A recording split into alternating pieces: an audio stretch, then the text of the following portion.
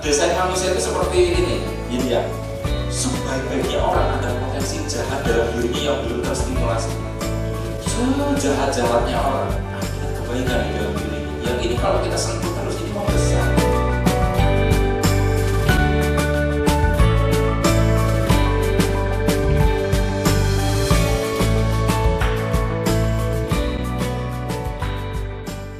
Assalamualaikum warahmatullahi wabarakatuh. Jumpa lagi kita berjumpa dengan saya Arif Rahutomo atau Arif RH dalam rekaman video iseng Reborn. Ya, teman-teman semua, dalam video kali ini saya mau membahas tema judulnya latihan meditasi yang aplikatif, ya. Latihan meditasi yang aplikatif.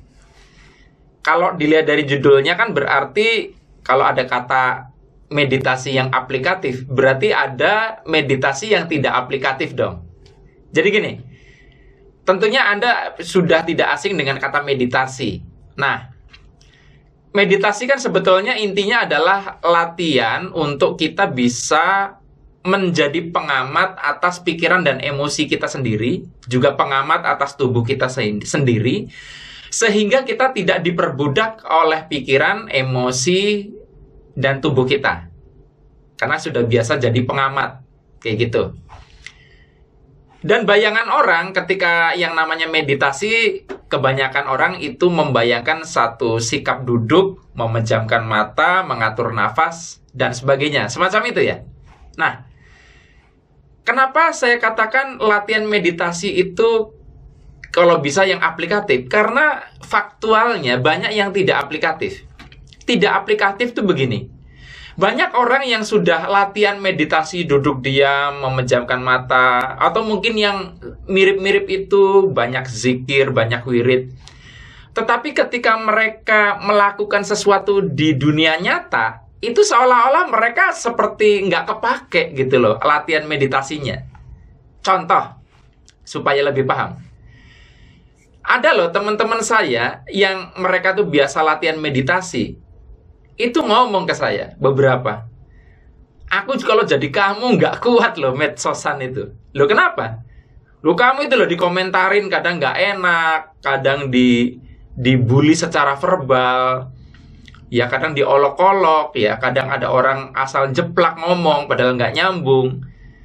Itu aku sendiri kayaknya nggak sanggup loh. Kamu kan bisa dari sejak tahun 2010 Facebooker sampai sekarang nggak berhenti gitu loh. Nah, saya jadi bertanya-tanya lah. Dia kan kerjaannya meditasi. Dia latihan meditasi dalam artian yang duduk diem. Dia ternyata disuruh menjadi saya untuk menghadapi netizen itu nggak kuat.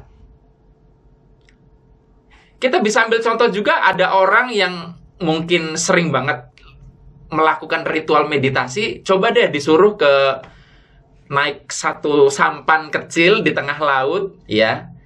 Kemudian dia sendirian bawa dayung kayak gitu ke tengah lautan gitu, kayak nelayan-nelayan yang mencari ikan itu. Berani nggak? Saya kok ragu ya. Kemungkinan mereka juga akan dikuasai rasa takut, walaupun bisa jadi mereka punya satu pembenaran, ya saya kan belum berpengalaman. Dari pengalaman saya, bahkan rasa takut nggak ada hubungannya dengan bisa atau tidak bisa. Karena saya punya beberapa teman, itu lebih berani ke tengah laut dibanding saya yang bisa renang. Nah, jadi kita bisa lihat bahwa ternyata latihan meditasi yang duduk diam, merasakan nafas, itu belum tentu aplikatif dalam keseharian. Jadi bagaimana dong latihan meditasi yang aplikatif? Latihan meditasi yang aplikatif adalah berlatihlah di bidang kita masing-masing. Misalnya saya adalah seorang Facebooker, saya seorang YouTuber, saya seorang Instagramer, saya juga TikToker. Ya disitulah saya berlatih. Saya disitulah meditasi. Meditasinya meditasi real. Anda yang adalah seorang pelaut, ya meditasi Anda ketika menghadapi ombak yang menggila.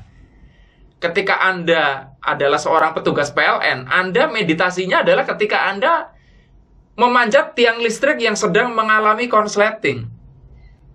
Anda meditasi sesuai dengan apa yang saat itu menjadi pekerjaan Anda. Supaya apa? Supaya akhirnya teruji latihan meditasinya itu. Banyak orang yang mengerjakan sholat itu tidak mendirikan sholat. Itu sebagai padanan dari uraian di awal tadi.